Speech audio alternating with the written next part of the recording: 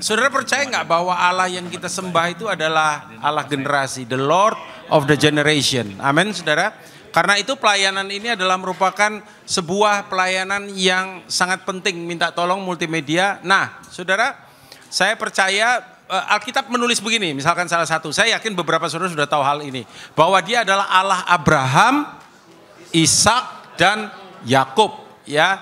Jadi katanya Pak David ini, Koden ini mewakili Abraham, Ishak, Yakub. Aku lah paling tuwek nek gini ya. Tapi anyway, age is just about number katanya. Benar juga ya. Usia itu cuma soal jumlah aja, tapi nggak ada yang lebih signifikan daripada itu. Nah, baik. Saudara, tema yang saya mau sampaikan adalah from generation to generation. Ya, kenapa? Karena inilah gambaran daripada Tuhan kita. Ada satu ayat yang luar biasa ditulis dalam Amsal 20 ayat 29. Saudara tahu nggak?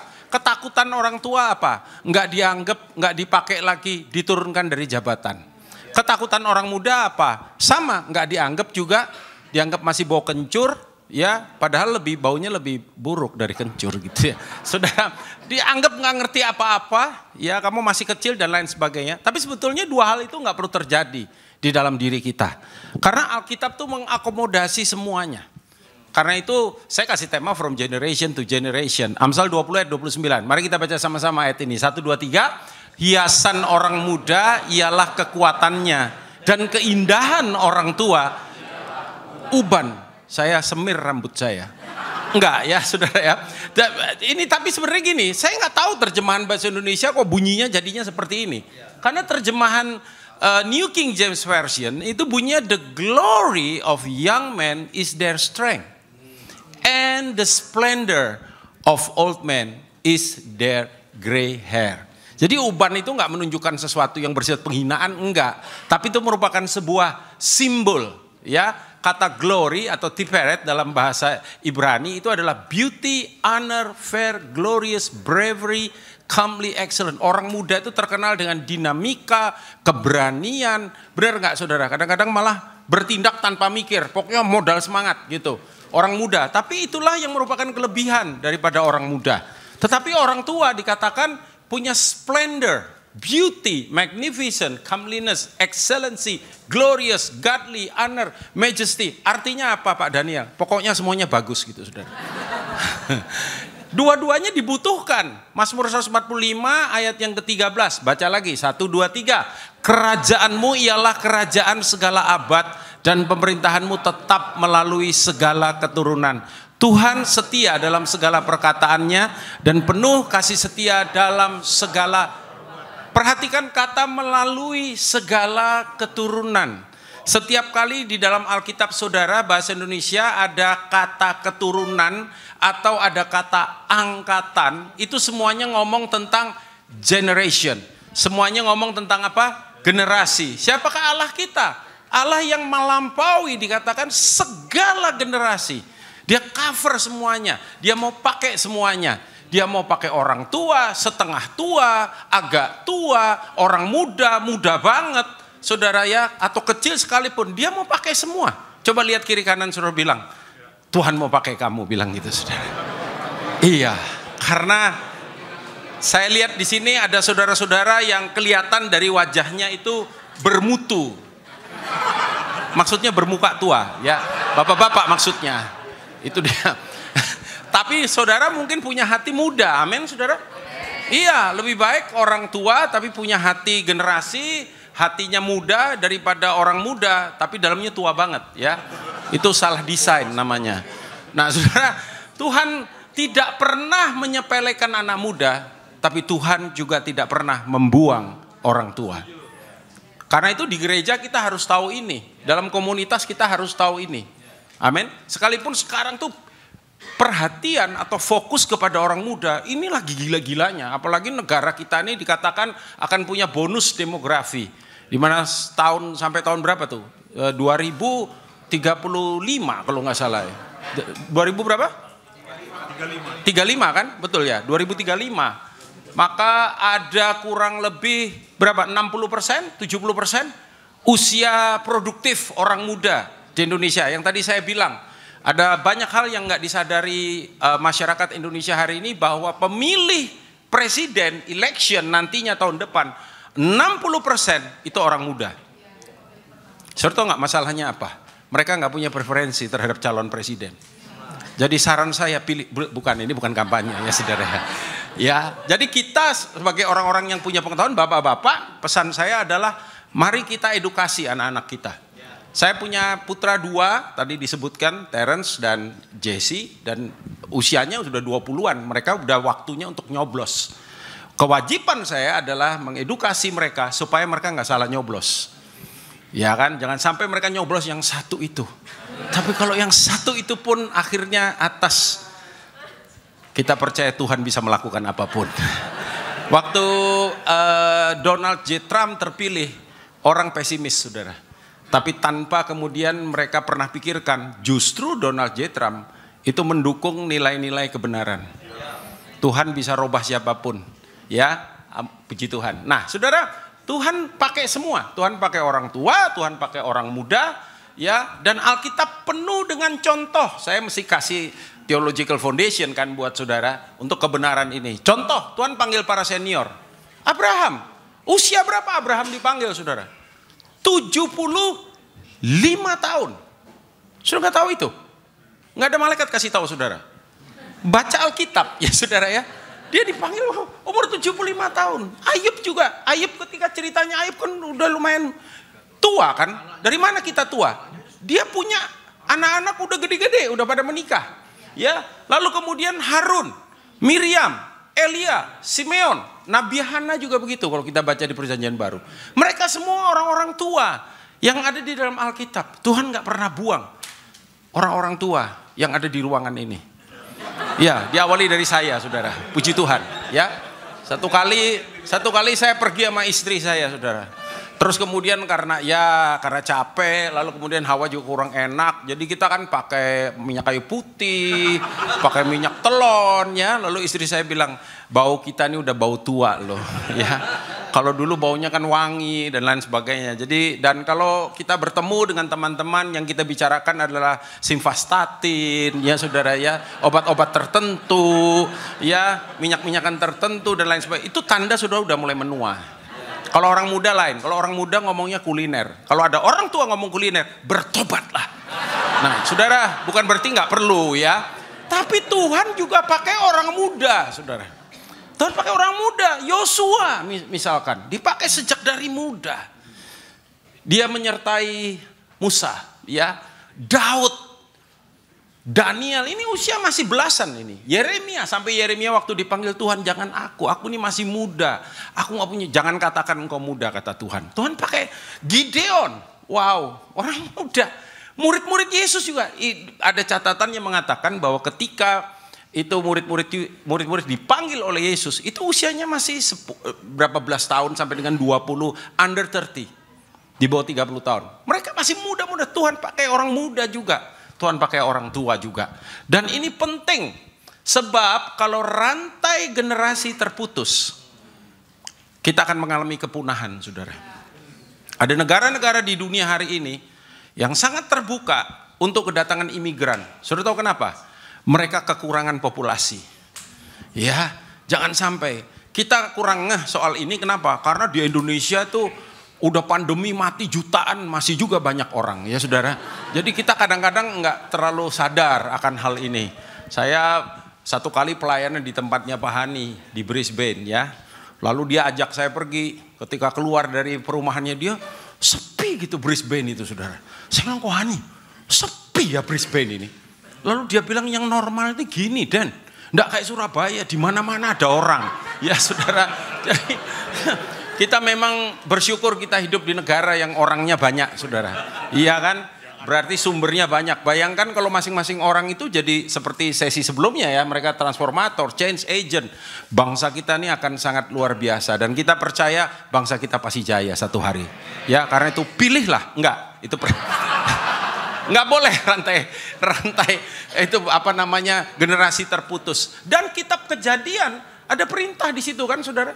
Beranak cuculah dan bertambah banyaklah. Lalu apa? Penuhilah bumi.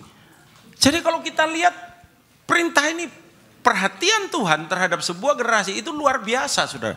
Itu sebabnya iblis selalu merusak. Merusak apa? Hubungan ini loh, hubungan kebapaan dan keputraan. What is the relationship in the kingdom? It's only one. Bapak putra, bapak putri, sama aja. Ya saudara ya, keputraan itu bukan masalah gender. Keputraan itu adalah spirit. Amin saudara. Ya, jadi jangan kita mempersoalkan soal gender ya. Kok harus keputraan? Kok nggak ada keputrian? Ya saudara, keputraan itu spirit. Sama seperti misalkan kita ini pengantin Kristus, betul nggak saudara? We are the bride of Christ. Ya, Kristus itu adalah mempelai pria. Sekalipun saya pria, saya mempelai wanita.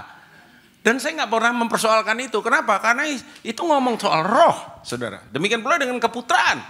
Ya, gambar Bapa dirusak, gambar Bapa di dunia dirusak. Tidak kebetulan.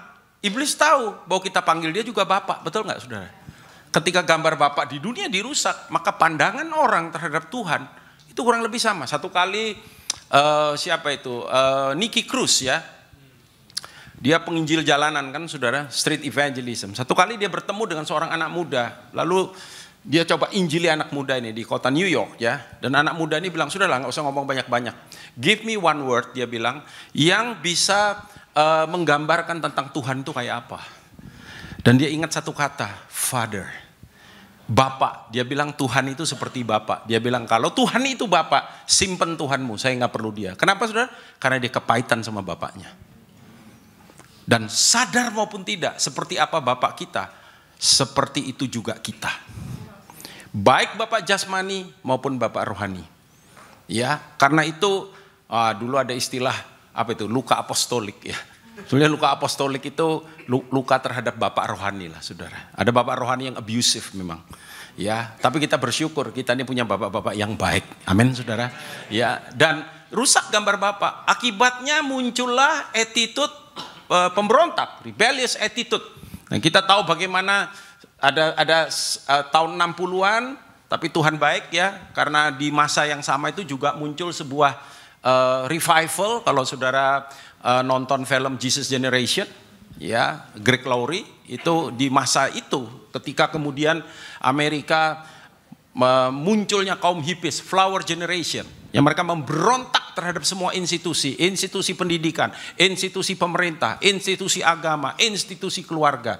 Dan muncul new morality. New morality itu termasuk seks bebas dan lain sebagainya. Munculnya dari mana? Dari rusaknya gambar Bapak. Terus sampai dengan hari ini. LGBTQIA plus itu maksudnya ada lagi belakang-belakangnya. Dan ada berapa gender hari ini di dunia? Yang kita tahu cuma 2 kan? Pria dan wanita. Tapi kalau nggak salah ada 70 berapa gender gitu. Aneh-aneh saudara. Saya baca itu bingung, ini pikiran dari mana ini? Yang jelas dari neraka, ya. Karena kita tahu cuma 2, Allah menciptakan Adam and Eve, bukan Adam and Steve katanya. Ya, dan seterusnya yang kita tahu saudara. Sekarang pertanyaannya bagaimana dengan gereja? Bagaimana dengan orang tebusan, dengan kita semua, umat kerajaan? Saudara, saya mau baca ini. Sebuah hubungan yang terganggu atau bahkan rusak hanya dapat dipulihkan ketika ada seorang invader, inisiator. Untuk itulah Yesus diutus oleh Bapa. Untuk itulah Yesus datang. Kita perlu mengalami penebusan dalam hubungan, saudara. Yohanes 12 ayat 49, dia berkata begini, sebab aku berkata-kata bukan dari diriku sendiri, tetapi Bapa yang mengutus aku, dialah yang memerintah aku untuk mengatakan apa yang harus aku katakan dan aku sampaikan. Yesus nggak cari nama untuk dirinya sendiri. Dia bilang aku datang, reason kenapa aku di sini itu Bapa. Ya. Lalu kemudian dalam Ibrani pasal 2 ayat 10, karena itu dikatakan begini, sebab memang sesuai dengan keadaan Allah yang baginya dan olehnya segala sesuatu dijadikan. Baca sama-sama 2-3, yaitu Allah yang membawa. Nah ini salah terjemahan, bukan banyak orang, bukan many people, tapi many sons. Banyak putra-putra. unto glory, kepada kemuliaan, juga menyempurnakan Yesus yang memimpin mereka kepada keselamatan dengan penderitaan. Makanya saudara, hubungan yang terpenting yang harus jadi perhatian utama kita di dalam gereja, yang membangun intergenerational relationship yang healthy, yang sehat, adalah hubungan Bapak Putra. Nggak ada yang lain. Kalau orang tanya hubungan yang terpenting dalam kerajaan surga apa? Bapak Putra. Ya, meskipun dia raja, dia juga bapak, saudara, buat kita. Siapa kita? Putra-putranya. Dan kemarin kan Pak Arifin bilang, satu-satunya kerajaan yang saudaraku terdiri dari raja dan juga para raja, itu cuman kerajaan surga. Dulu term King of Kings, saya mikirnya cuman satu, Yesus sebagai raja, Allah sebagai raja, dan kemudian raja-raja di dunia ini. Ternyata gak cuman itu, dia adalah raja di atas segala raja. Amin saudara? Iya. Dan itu Bapak Putra, ya saudara. Karena itu saya tutup dengan ini, practical application. Lalu harus bagaimana saudara? Saya percaya Bapak itu harus dipulihkan, kita yang bapak-bapak. Untuk kita bisa menjadi bapak yang dewasa supaya bisa berfungsi maksimal. Jujur saja, di gereja saya masih menemukan bapak-bapak yang belum pulih, saudara. Yang masih hidupnya didriven oleh masa lalunya, didriven oleh sebuah paradigma yang salah. Ya, yang akhirnya kemudian menimbulkan banyak luka kepada putra-putranya atau putri-putrinya. Ya, dan Bapak tentu saja harus belajar. Ada prosesnya saudara, untuk mengasihi orang yang ditempatkan Tuhan di dalam kehidupannya. Jadi Bapak itu khotbahnya gampang. Ya saudara, teorinya mudah, prakteknya itu enggak. Ada proses di dalamnya. Bagaimana kita tidak membeda-bedakan. Bagaimana kita justru harus lebih fokus kepada anak-anak kita yang lemah. Ya, bagaimana misalkan kita harus berani memberikan platform kepada mereka untuk mereka bisa kemudian memiliki kesempatan di dalam mengaktualisasikan apa yang Tuhan sudah taruh di dalam kehidupan mereka. Dan tentu saja untuk kita melakukan itu ada resikonya. Ya, beberapa kali misalkan saya kasih platform, mereka gagal. Dan saya harus mengambil alih tanggung jawab itu. Saya bilang karena saya yang kasih schedule, ya saya yang tanggung jawab. Tapi tidak berarti kalau dia gagal kemudian selamanya dia gagal. Amin saudara. Ya, harus belajar untuk mengasihi. Dan Bapak wajib untuk memberikan keteladanan. Memang benar tadi Pak Roni kan ajarin kita, betul nggak saudara? Dan sudah dibuktikan.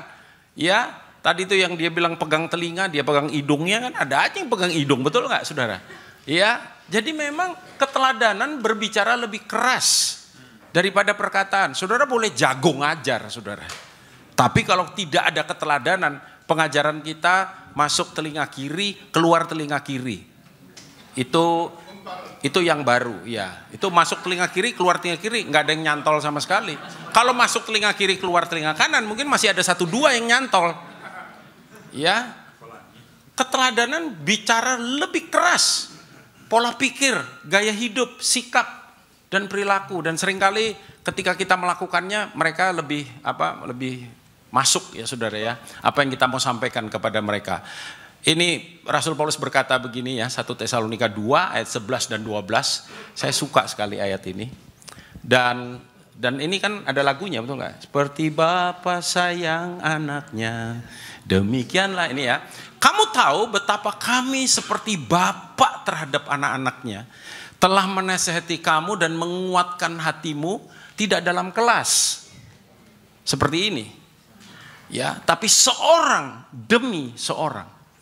Bagaimana kita memberikan waktu, tenaga, korban banyak hal saudara. Dan meminta dengan sangat supaya kamu hidup sesuai dengan kehendak Allah yang memanggil kamu dalam kerajaan dan kemuliaannya. Sebaliknya putra bagaimana? Putra harus mengerti apa yang menjadi kewajibannya terhadap bapaknya. Bapaknya boleh keren, kalau putranya mbalelo saudara. Memang gak gampang. Saya belajar jadi putra lama saudara. Sampai hari ini pun saya masih putranya Pak Arifin. Ada orang bilang enak ya deket Pak Arifin ya. Kayak Pak Roni tadi ngomong. Pak Arifin kalau tegur satu kali dia tegur. Itu sabukmu itu nggak cocok Den. Kasual ini kan. Iya Pak saya bilang. Nanti saya cari ya. Satu kali saya ke Bali. Dia ketok kamar saya. Ini loh tak kasih sabuk katanya. Ya 1 menit. Ya saudara. Lalu kemudian saya masih ingat tuh wisuda. Oh ya nanti sore by the way ada wisuda ya saudara ya. Kalau tolong jangan pulang ya ikut aja acaranya supaya rame gitu ya. Saudara. Karena saya juga ikut.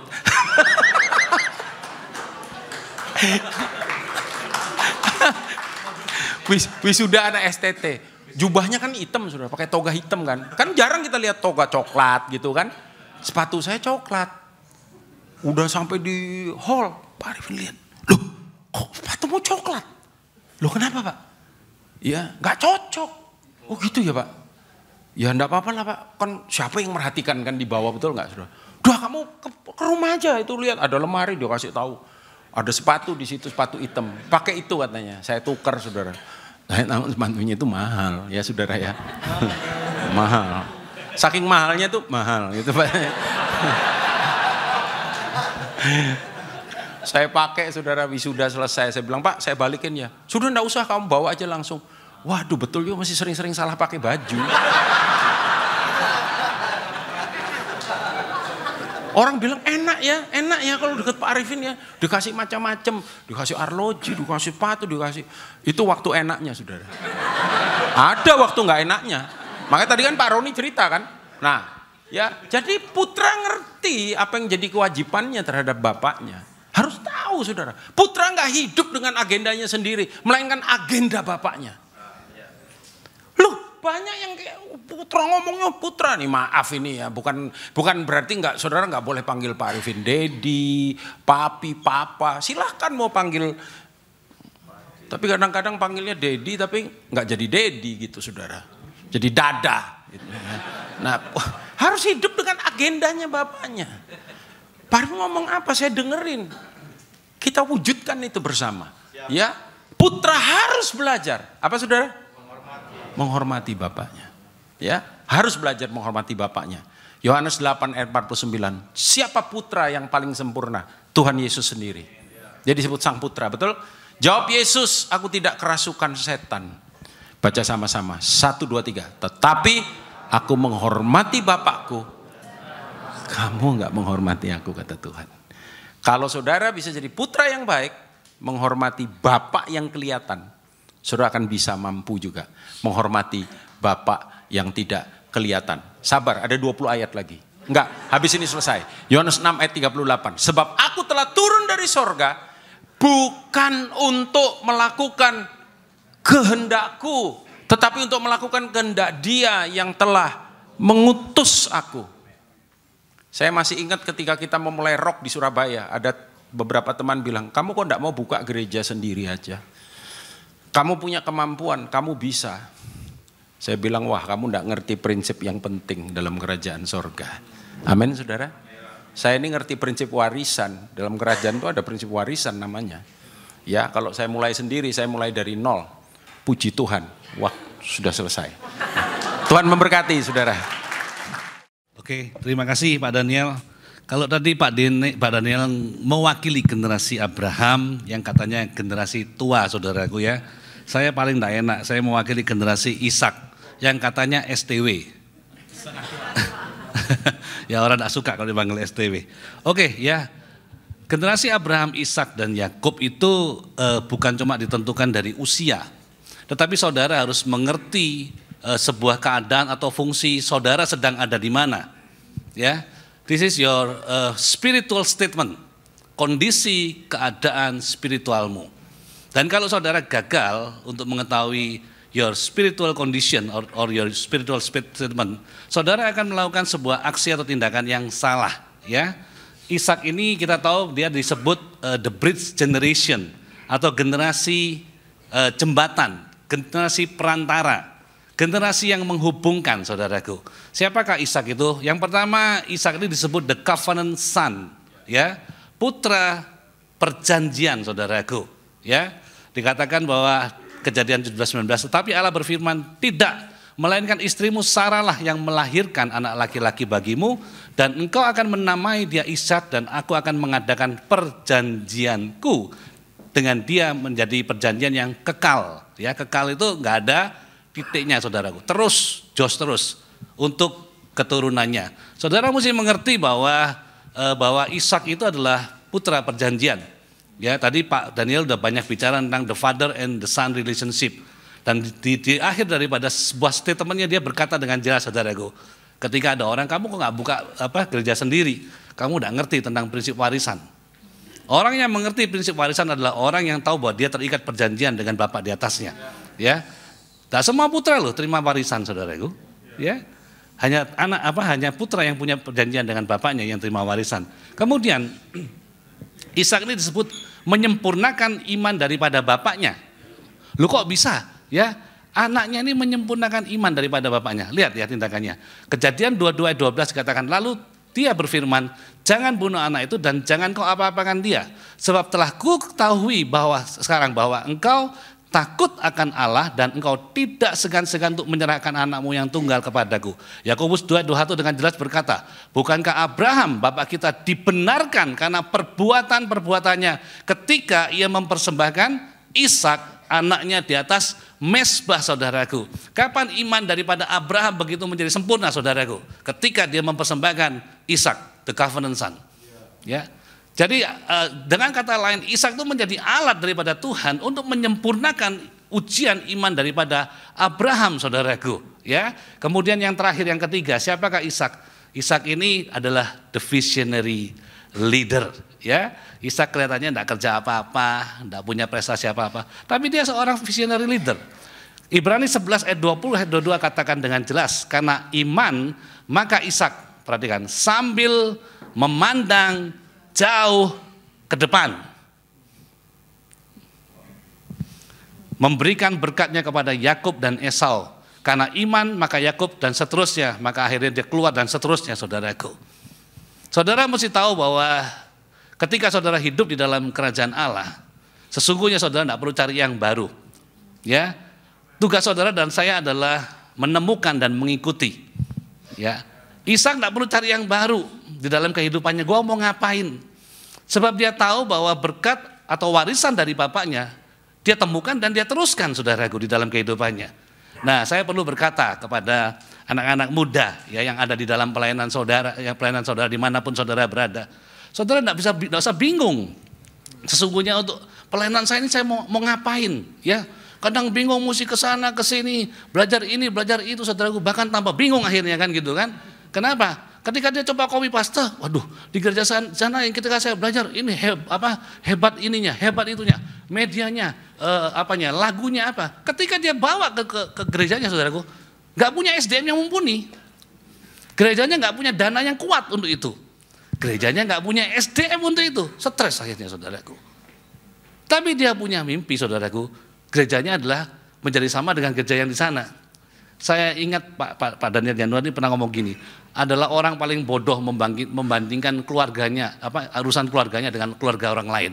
Artinya gini, orang bodoh itu membandingkan gerejanya dengan gerejanya orang lain. Ya, belajar tidak apa-apa, tapi jangan dibandingin, saudara, karena tidak sama. Dan setiap gereja atau pelayanan pasti punya strength atau kekuatan di sana, saudaraku. Ya, temukan strength itu dan saudara akan menemukannya. Nah, oke, saya lanjutkan. Siapakah Ishak itu? Yang pertama, ya, Ishak itu menjadi jembatan antara generasi Abraham dengan generasi Yakub yang disebut Yahweh. Jembatan apa yang diberikan? Pertama, jelas pengenalan akan Tuhan. Ya, pengenalan akan Tuhan. Ya, kita bersyukur kita ada di Rock, saudaraku, dan bapak-bapak rohani kita, bapak-bapak gereja kita di sini mengajarkan dengan jelas, ya, bagaimana prinsip kingdom teologi. And talk about father and son relationship yang begitu kuat, saudaraku. Oh, enggak gampang ya. Saya kadang-kadang berpikir, waduh, saya sudah cukup mengerti. Tapi ketika saya mendengarkan statement-statement dari para orang tua kita, saudaraku, kayaknya gini, saya tambah goblok kayaknya, tambah belajar gitu loh. Tambah enggak ngerti. Saya ini kayaknya sudah di sebuah titik yang tinggi, tapi ketika mendengarkan statement mereka, saya enggak paham dan jujur, karakter saya belum sampai sana. Kemampuan saya belum sampai sana, saudaraku. Saya ambil contoh beberapa hari lalu ya, beberapa waktu yang lalu. Enggak beberapa waktu lalu, 2-3 hari yang lalu lah gitu loh ya. Itu Pak Arifin telepon saya gitu loh. Telepon saya karena urusan KLC ya. Terus ngobrol-ngobrol, biasanya kan saya sering tanya ada suara Tuhan apa dan lain-lain. Terus dia ngomong gini, ya kamu mesti belajar kayak Daud, King David, Raja Daud. Kamu mesti ingat Daud ketika di Siklak itu. Di Siklak itu orang Israel itu dirampas, saudaraku ya. Anak istri dan ternaknya itu dirampok habis sama orang-orang Aram. Terus kemudian kan Daud itu mau dibunuh, mau dilempari batu kan kemudian kan. Terus akhirnya intinya tanya sama Tuhan, kejar enggak Tuhan? Kejar. Dan beneran dikejar, saudaraku. Tapi ketika dikejar kan, ketika sampai pinggir sungai, pasukannya itu 300 ngomong gini, aku capek, aku enggak kuat, aku habis tenagaku.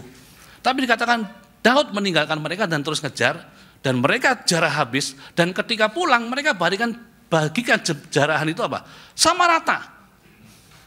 rata loh. Tapi jangan lupa ada yang komplain, orang-orang yang iri dengki itu. Dia ngomong sama saya, kamu harus punya hati kayak bapak gitu.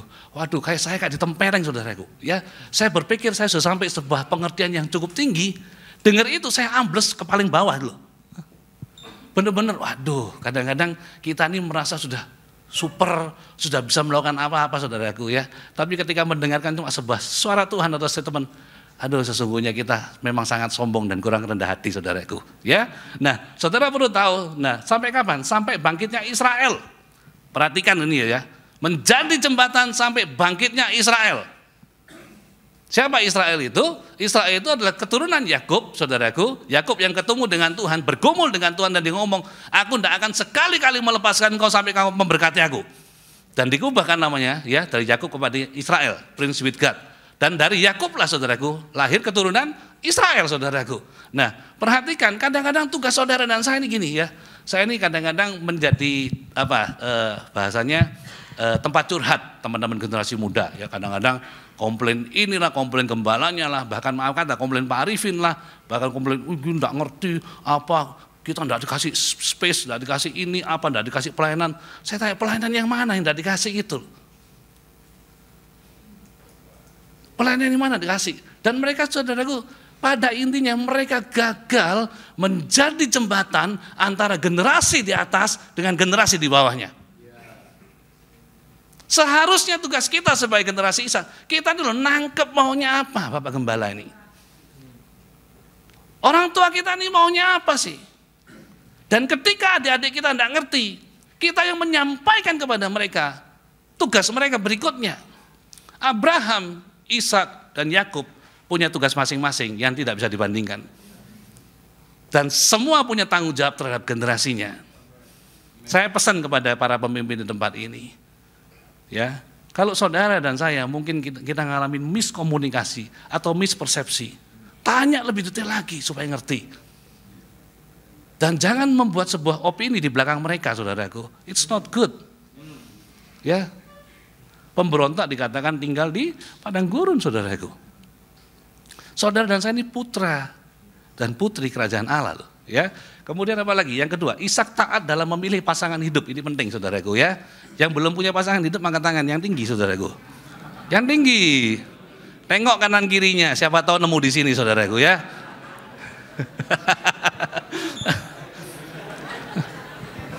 Pak Jonathan pindah ya? Pindah. Dia sudah tahu saya mau tanya ini, saudaraku. Makanya pindah dia. Pak Jonathan Anton maksudnya. Dan memerintahkan Yakub untuk mencari istri dari antara kaum Ribka. Perhatikan ini. Bayangin loh ya, enggak banyak putra itu ya saudaraku ya, mau ngikutin orang tua loh. Masalah apa? Masalah jodoh. It's about trust. Saya tahu memang ada peran Eliezer di sini gitu ya. Tapi dari sana Ishak belajar. Apa yang membuat saudaraku Ishak itu kesel, bahkan dikatakan mulai sakit hati sama anak yang dikasih. Siapa itu? Esau. Karena Esau tidak mengikuti perintah. Dia ngambil perempuan-perempuan Kanaan, orang-orang Het yang dibenci oleh Ishak, saudaraku, bahkan dibenci oleh Tuhan. Ya. Yang ketiga, Ishak tahu panggilan hidupnya, dia tidak memiliki, ya, Ishak tahu panggilan hidupnya. Dia tidak memiliki banyak prestasi dibandingkan dengan Abraham. bapaknya maupun Yakub yang adalah anaknya, saudaraku. Nah, ini perhatikan ya. Generasi Ishak itu punya rasa aman. Ya, kemarin kemudian di pertemuan Rock Leader Summit dia bicara tentang pemimpin yang punya rasa aman. Itu penting, saudaraku. Sangat penting. Saudara jangan pernah berpikir bahwa orang-orang di bawah saudara itu harus terus ada di bawah saudara. Pak Franky kemarin bicara dengan sangat jelas ya, dari GK 12, Gunung Kidul 12, minimal ada 20 cabang gereja. Mungkin mereka dipakai lebih daripada Pak Franky di dalam pelayanannya, tapi saya percaya beliau bangga, saudaraku. Beliau bangga. Dan sekalipun mereka masih muda, jangan pernah dianggap muda. Sebab tugas saudara dan saya sebagai bridging, perantara, saudaraku. Ya kebetulan di sini ada beberapa adik-adik rohani saya ya di satelit kita di RCC. Ya, Tasya, berdiri Tasya. Tasya ini anak kita, saudaraku ya, masih muda, umur 23. Ya, dia MC kemarin kan, dilatih, diajar. Kemarin, masih single, sudah. Masih single tapi sudah occupied. Sudah banyak yang booking soalnya dia, sudah. Tidak boleh lagi sudah. Ya. Ketika dia gabung dia kurang pede, saudaraku. Sekarang begitu pedenya. Kemarin dia ngomong, kemarin pulang ibadah dia ngomong, aku di atas mimbar tuh, aku enggak rasa tangan sama kakiku, katanya dingin semua. Tapi saya mendengarkan begitu banyak orang diberkati ketika kamu ngomong. Ya, kita happy lihat anak kita. Ada lagi Marilyn. Lin bangun Lin. Ini adik kita, ini adik rohani kita juga. Ya, Lin ini umur 36 ini dia. 36. Ya, duduk. Oh gitu. Kalau ini udah anaknya 3, jangan macam-macam, saudara ya. Duduk lagi ya. Tugas saya sebagai pemimpin apa? Lihat potensi. Ya, ketika saya keliling ke Komsel, dia lihat di khotbah begitu berapi-api, khotbah begitu bagus. Saya kasih kesempatan khotbah ke rumah dulu, tunjukin PPT, kita revisi bagus. Ketika saya lihat dari khotbah, wah Ciami khotbahnya lebih bagus dari saya, saudaraku. Tugasnya generasi Ishak seperti itu, ya. Kalau toh mereka dipakai lebih, wah puji Tuhan, tidak masalah, ya. Tapi pesan saya, saudaraku, ada yang berbahaya di sini apa tuh? Ishak syndrome.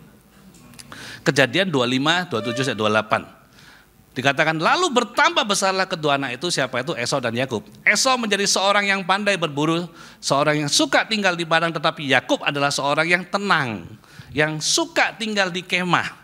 Perhatikan 28. Ishak sayang kepada Esau sebab ia suka makan daging buruan, tetapi Ribka kasih kepada Yakub, saudaraku. Apa problemnya pemimpin? Pemimpin generasi Ishak? Like and dislike sometimes. Saudara tidak bisa lihat kebenaran. Siapa yang ditunjuk Tuhan? Belum tentu lebih pilihannya kita. Tanya sama Tuhan dengan hati yang tulus, saudaraku. Jangan sampai kayak tadi Pak Daniel ngomong, gara-gara salah makan, saudaraku, ini jadinya salah milih. Urusan makan ya, urusan makan. Ishak sayang kepada Esau karena Esau suka berburu. Dan habis buru dia bikin sup itu, saudaraku, ya. Wah, dimakan enak. Hati-hati, saudaraku. Kadang-kadang banyak orang, maaf kata ya, nyenengin kita, bahkan maaf kata jirat-jirat kita, saudaraku. Pasti sering ini ya, karena tadi Pak Roni bilang dia.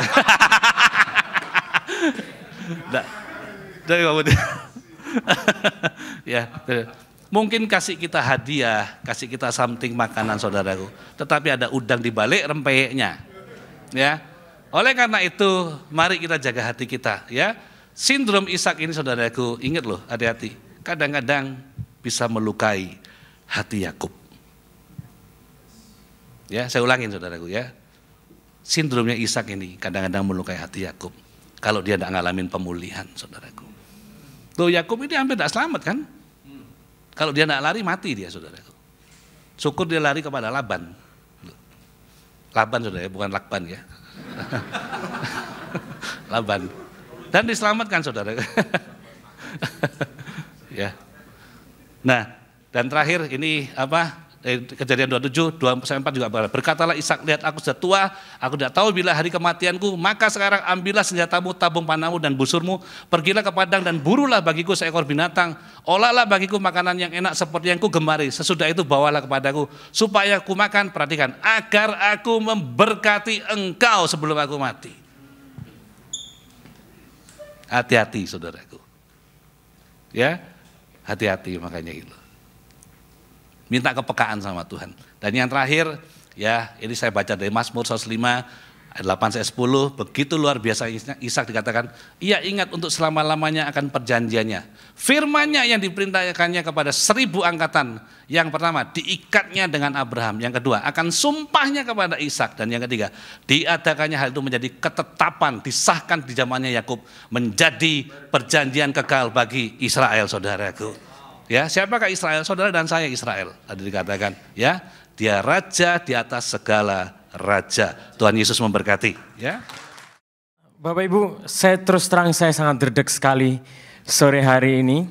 Tapi saya tahu ini sebuah kepercayaan yang diberikan. Dan saya tahu ini sudah jam-jam kritis, saya tahu grup WA Bapak Ibu sudah isinya kuliner mana setelah ini. Jadi kita akan cepat karena saya juga sedang mengincar babi guling di luar sana. Oke. Saya dikasih satu hal bicara tentang Yakub. Yang saya tangkap bahwa Yakub itu vision achiever.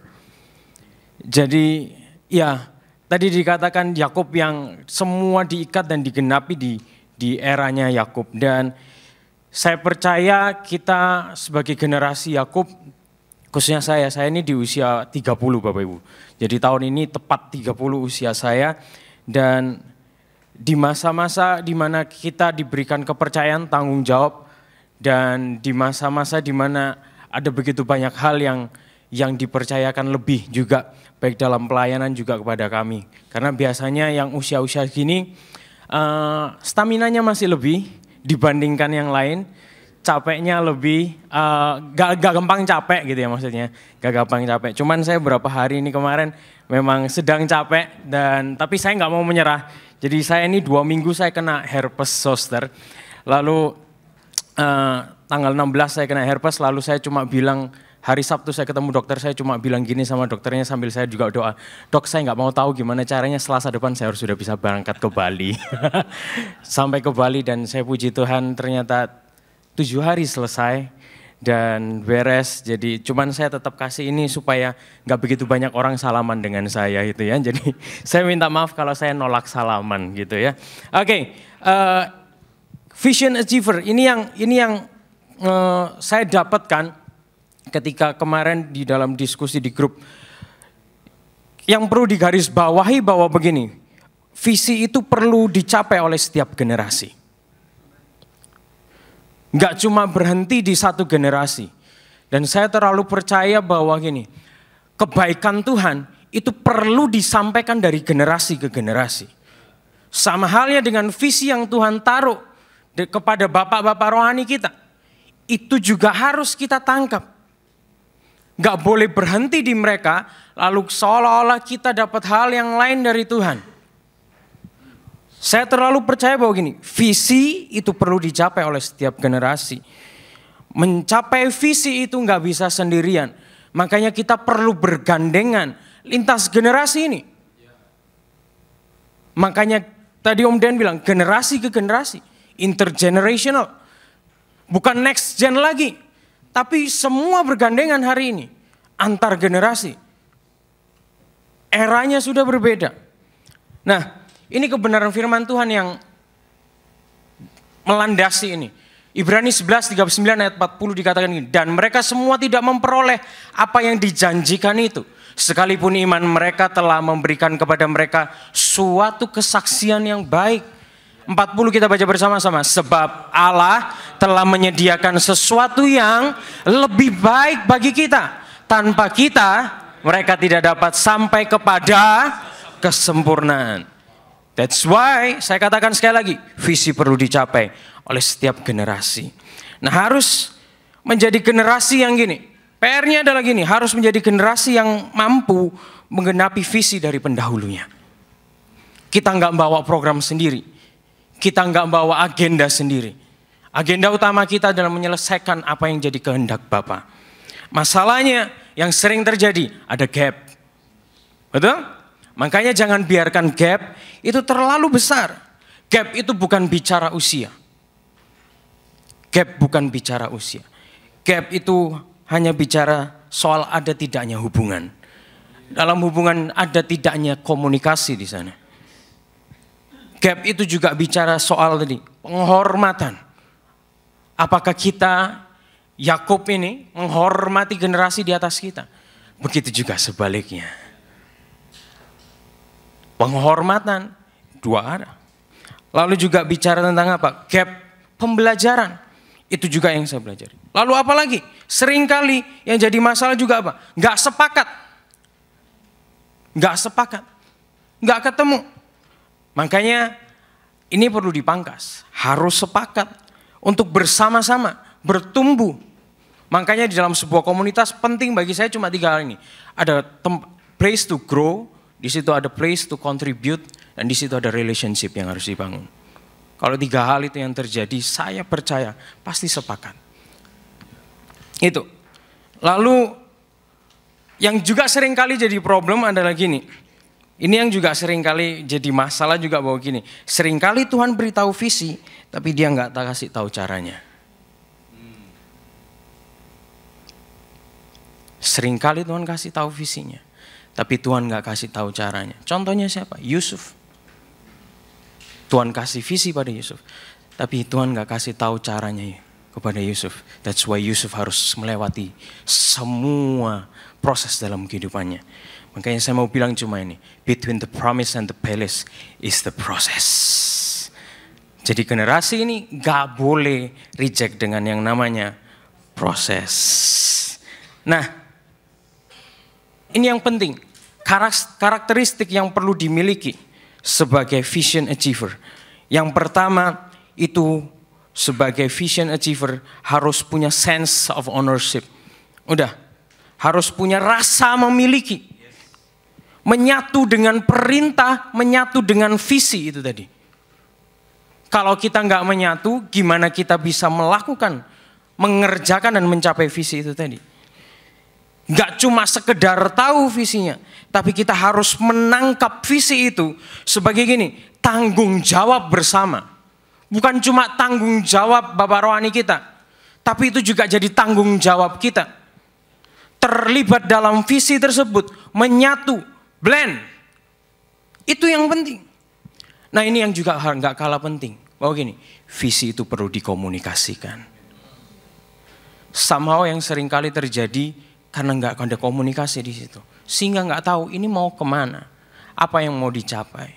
Makanya perlu dikomunikasikan. Dan komunikasi itu bukan cuma searah. Kalau dari orang tua kita mungkin punya kendala untuk komunikasi, kenapa kita nggak bertanya? Itu kan? Makanya perlu dikomunikasikan. Yang kedua, karakteristik sebagai vision achiever itu nggak boleh gampang nyerah. Dan saya percaya itu ada di dalam generasi ini. Kita nggak boleh gampang menyerah. Apapun keadaannya, apapun tantangannya. Seringkali bahwa saya katakan gini, seringkali jawaban itu didapatkan di saat-saat terakhir. Di detik-detik terakhir, saat kita di titik lelah kita. Dan Tuhan kasih jawaban di situ. Tapi intinya kita nggak boleh nyerah. Kita nggak boleh berhenti. Karena kita harus achieve something. Yang ketiga, perlu pengetahuan dan informasi yang cukup. Masalah di hari ini generasi adalah kedangkalan. Kita cuma tahu kulit luarnya aja. Tapi kita lupa untuk gali deeper. Kita jago tahu semua informasi. Tapi kita nggak tahu isinya apa, kontennya kita nggak tahu. Kita cuma tahu halaman depannya doang. Itu jadi problem. Bapak Ibu, saya ada 8 tahun kali ada di pelayanan generasi. Dan waktu itu dengan Papa, saya dilibatkan untuk ikut pertemuan, apa namanya, summit ya. Summit. Di waktu itu saya baru selesai kuliah. Dan saya nggak tahu saya mesti ngapain. saya cuma duduk, saya cuma mendengar di antara para senior-senior ini semua. Dan saya nggak paham. Tapi di situ saya baru mengerti. Di beberapa minggu kemarin saya ketemu dengan salah satu profesor. Dia menyemangati saya untuk menyelesaikan tesis. Dan dia cuma bilang gini, kalau kamu ngadepin di depan laptopmu, kamu stuck, kamu nggak tahu apa-apa, diem aja. Tapi at least kamu tahu, 1 jam kamu diem, itu 1 jam yang berharga. Tapi kamu fokus, kamu lihat itu. Kamu pay attention di situ. Saya bilang, oh ya, berarti selama ini saya diem, saya nganggur, dengerin doang, walaupun saya nggak tahu apa-apa waktu itu. Di awal-awal, honestly, saya nggak tahu apa-apa. Saya bingung saya mau dengerin apa, karena pembicaraannya kelas tinggi semua ya. Dan saya sulit untuk mencapai itu. Tapi saya belajar, saya tahu, saya perlu pengetahuan dan saya perlu tahu informasi yang cukup. That's why saya dilibatkan di situ. Dan itu menjadi bekal buat saya hari ini. Jadi bekal buat saya hari ini. Setiap tahun saya diikutin. Saya nggak ngerti. Saya juga nggak tahu, mungkin Bapak mau ngajak siapa lagi juga nggak tahu gitu ya. Jadi mending ngajak saya, bisa tandem kamar gitu kan. Tapi ya itu tadi, tapi kita perlu pengetahuan itu. Dan ada keterlibatan di dalam saling belajar itu tadi. Saling belajar itu proses yang penting. Perlu pengetahuan dan informasi yang cukup. Itu yang penting bagi generasi ini. Nah ini problemnya juga yang saya temukan hari-hari ini. Begitu banyak generasi yang pengen segera cepat-cepat putus sekolah. Betul ya? Udah pengennya cepat-cepat jadi YouTuber dapat duit. Ya kan? AdSense. Ya kan? Itu doang yang dikejar. Padahal pengetahuan dan informasi itu suatu hal yang berharga buat kehidupan mereka. Bagi kita vision achiever. Yang keempat, sebagai vision achiever, kita harus bersedia untuk mencoba hal baru yang dilakukan, yang belum pernah dilakukan sebelumnya. Atau saya bicara gini, experience-nya juga perlu. Enggak cuma knowledge-nya aja, tapi kita juga perlu experience. Makanya enggak boleh berhenti nyoba. Enggak boleh berhenti gini, makanya tadi dibilang generasi ini kan nekat. Betul ya? Enggak boleh berhenti, nekatnya itu di situ. Saya selalu punya prinsip bahwa gini, generasi muda itu kan punya nekatnya. Generasi yang senior punya wisdomnya. Ya kan? Atau saya punya bilang gini, creativity from the young meets wisdom from the old. Itu impactful sekali Bapak Ibu. Ketika kreativitas dari yang muda itu ketemu dengan hikmat dari orang-orang yang senior, itu jadi powerful sekali. Dan kita perlu itu. Kita perlu mencoba hal-hal yang baru yang nggak pernah kita coba. Saya ingat sekali tahun 2014 saya di-encourage sama Pak Bob. Waktu itu kita cuma mau bikin seminar pelajar dan targetnya waktu itu cuma 200 orang. Nah, bersyukur ketemu dengan Pak Bob dan disemangatin waktu itu. Sehingga dari yang target cuma 200 orang, beliau cuma bilang gini, kalau kamu cuma bikin seminar untuk mereka bisa dapat pengetahuan, kalau 200 orang, yang dikirim itu yang pinter-pinter. Sementara yang butuh seminar ini, yang nakal-nakal sama yang gak pinter-pinter di luar sana. Gitu loh. Yang sulit-sulit belajar, itu yang perlu didengerin. Saya ingat sekali itu. Dan waktu itu Pak Bob bilang, undang aja semua sekota. Jadi kelas 3 SMA, sekota Mojokerto. Kita kumpulin waktu itu dari yang cuma target 200 orang Pak Bob. Kita kumpulin 1.800 anak. Dan saya tahu, ya itu nekatnya anak muda waktu itu, ya kan? Nggak ada dana dari dana yang cuma sekedar target 10 sampai 15 juta membengkak menjadi 70 sampai 80 juta. Tapi saya tahu itu creativity from the young meets wisdom from the old. Itu jadi impactful sekali Bapak Ibu. Tapi kita perlu, ini juga yang nggak kalah penting, perlu experience together. Dari lintas generasi. Experience together. Karena itu yang jadi pengalaman berharga buat generasi ini. Kalau enggak together, jalan sendiri-sendiri, udahlah, enggak bisa. Dalam pelayanan, dalam gereja pun juga itu. Enggak, lalu pelayanan generasi ini jalan sendiri, pelayanan yang umum jalan sendiri, enggak bisa. Semua harus saling terlibat. Experience-nya harus bersama-sama. Enggak bisa berdiri sendiri-sendiri. Dan yang terakhir, karakteristik sebagai vision achiever itu harus ini, siap berkorban demi visi itu tadi. Kita harus siap berkorban. Tidak ada gini, tidak ada cinta tanpa pengorbanan. Dan pengorbanan itu harus tulus. Pengorbanan itu harus tulus. Jadilah generasi yang mampu menggenapi visi dari pendahulu. Tuhan Yesus memberkati.